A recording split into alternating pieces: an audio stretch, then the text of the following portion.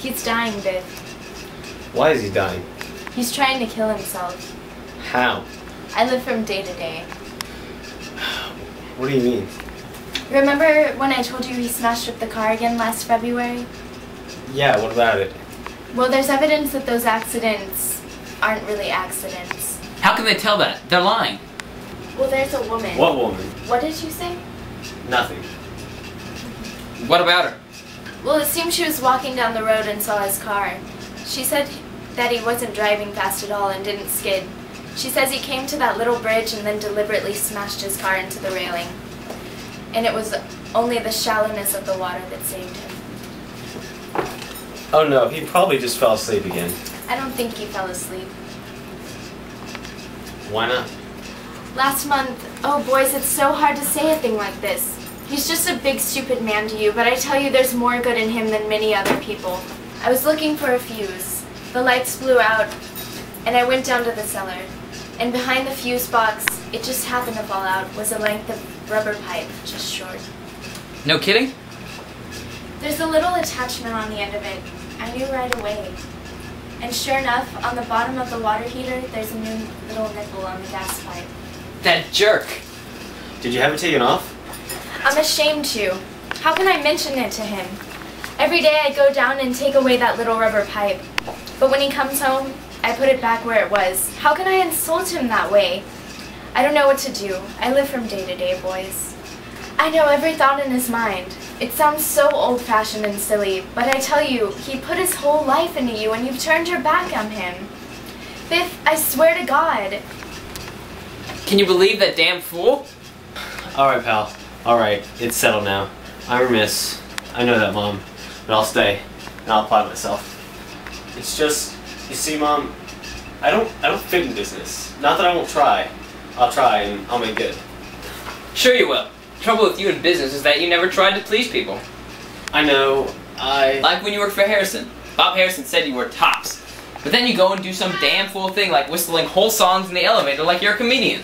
So what? I like to whistle. You don't raise a guy to a responsible job who whistles in the elevator. Well, don't argue about it now. Like when you go off in the middle of the day and swim instead of taking the line around.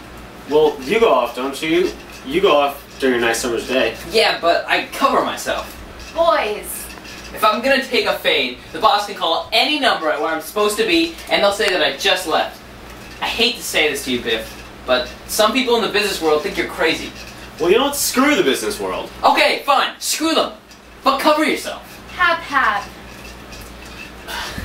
I don't care what they think.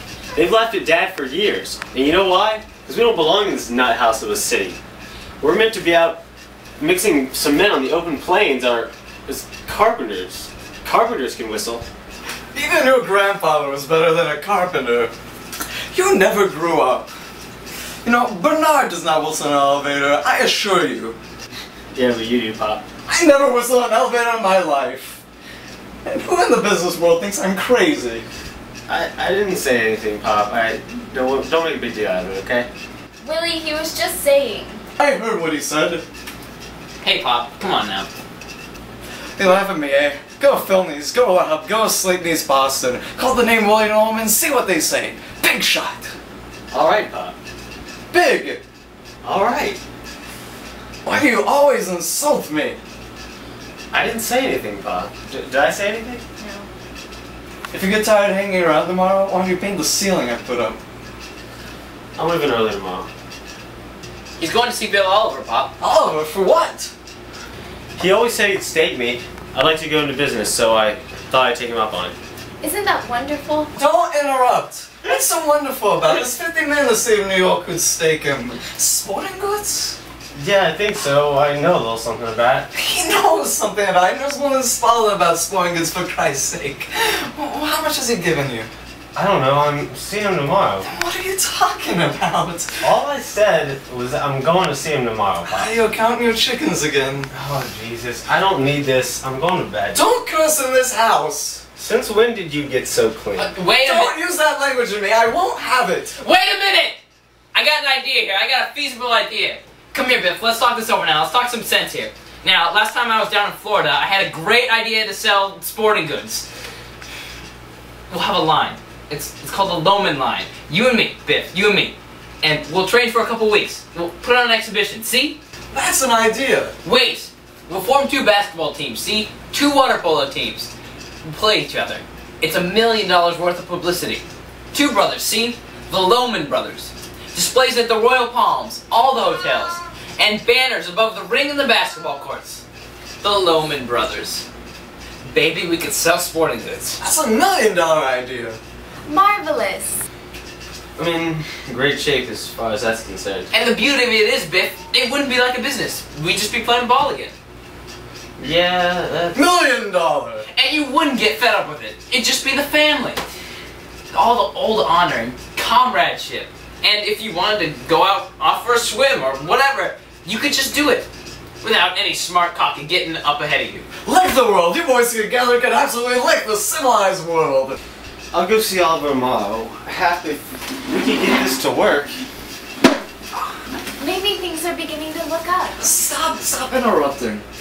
Now, don't wear a sports jacket and slacks when you go to see Oliver. No, I'll...